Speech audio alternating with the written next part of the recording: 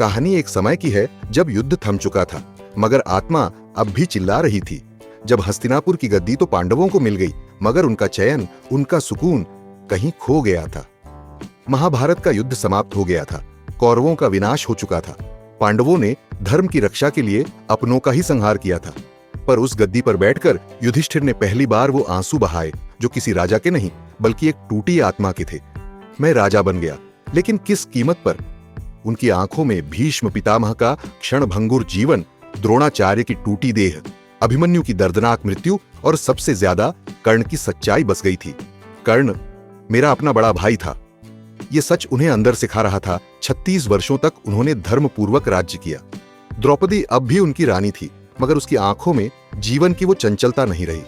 उसने अपने 5 पुत्र खो दिए थे। उन्हें नींद अब कभी चैन की नहीं आती थी। अर्जुन, जो कभी गर्व से गांडीव उठाते थे, अब हर रात कर्ण के वचनों को याद करके रोते थे।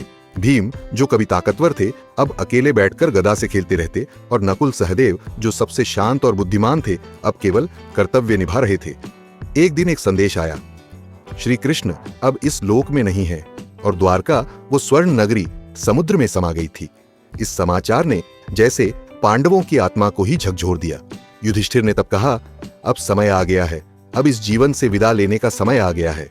युधिष्ठिर ने सिंहासन त्याग दिया। राज्य अर्जुन के पोते अभिमन्यु का बेटा परीक्षित को सौंप दिया गया। हस्तिनापुर अब नई पीढ़ी के हाथ में था, और पांडवों ने सब कुछ त्याग दिया। धन, सोना, वस्त्र, वैभव, यहाँ तक कि मोह भी। 5 पांडव और द्रौपदी बिना कुछ कहे एक सुबह हिमालय की ओर पैदल निकल पड़े।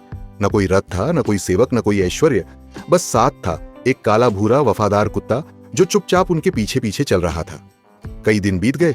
ठंडी हवाएं, बर्फीले रास्ते, कांपते शरीर, मगर सभी चुपचाप चलते रहे। फिर अचानक द्रौपदी गिर पड़ी। भीम चौंक गया। भाई, द्रौपदी गिर गई, क्या हम रुके? युधिष्ठिर ने गहरी सांस लेकर कहा, नहीं भीम, उसका पतन इसलिए हुआ क्योंकि उसके हृदय में समता नहीं थी। उसके मन में अर्जुन के लिए विशेष स्नेह था, और मोह इस यात्रा में स्वीकार्य नहीं है। भीम की आंखों में आंसू थे, मगर उन्होंने कुछ नहीं कहा। कुछ दूर आगे चले। अब सहदेव गिर पड़े क्योंकि उन्हें अपने ज्ञान पर गर्व था। फिर नकुल गिर पड़े क्योंकि वो अपने सौंदर्य पर अभिमान करते थे। फिर अर्जुन, जो अपने गांडीव पर, अपने कौशल पर, अपने रथ पर गर्व करते थे। फिर आया भीम का समय, जिसने अपने बल पर, अपने भोजन पर, अपने गौरव पर बहुत घमंड किया था। सभी एक एक कर गिरते गए। युधिष्ठिर ने हर बार सिर झुकाया और आगे बढ़ गए, क्योंकि वो जानते थे धर्म का पथ अकेले ही पार होता है। अब केवल युधिष्ठिर बचे थे और उनका साथी कुत्ता। हिमालय की ऊंचाइयों पर चलते हुए अब शरीर थक चुका था, मगर आत्मा शांत थी। अंततः स्वर्ग का द्वार सामने था, और वहां खड़े थे इंद्रदेव स्वर्ण रथ में। राजन, आपका स्वागत है, रथ पर चढ़िए। युधिष्ठिर ने इंद्र से पूछा, क्या मेरा ये कुत्ता भी मेरे साथ आ सकता है? इंद्र बोले, स्वर्ग में पशु नहीं जाते। युधिष्ठिर बोले, तो फिर मैं भी नहीं जाऊंगा। जो जीवन की अंतिम सांस तक मेरे साथ चला, जिसने वफादारी निभाई, उसे त्याग कर मैं स्वर्ग नहीं लूंगा। तभी वो कुत्ता धर्मराज के रूप में प्रकट हुआ। पुत्र युधिष्ठिर, तुमने फिर से धर्म की रक्षा की है। युधिष्ठिर वो एकमात्र मानव बने जिन्होंने शरीर सहित स्वर्ग प्राप्त किया। वहां उन्हें अपने सभी भाई मिले। द्रौपदी मुस्कुरा रही थी, कृष्ण खड़े थे, और सब कुछ शांत था।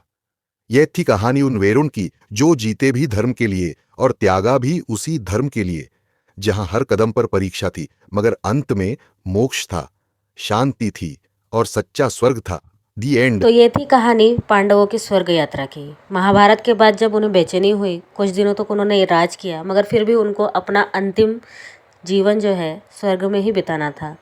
तो ये जीवन की सच्चाई है कि आप ज़िंदगी में आगे बढ़ते रहिए, चलते रहिए, मगर अंतिम आपको मौत ही है और स्वर्ग ही प्राप्त होगा। आपके कर्मों के अनुसार आपको स्वर्ग और नर्क प्राप्त होगा।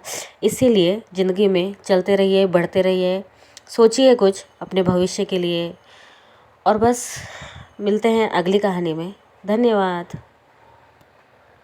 कहानी पसंद आए तो लाइक, शेयर, सब्सक्राइब ज़रूर करें।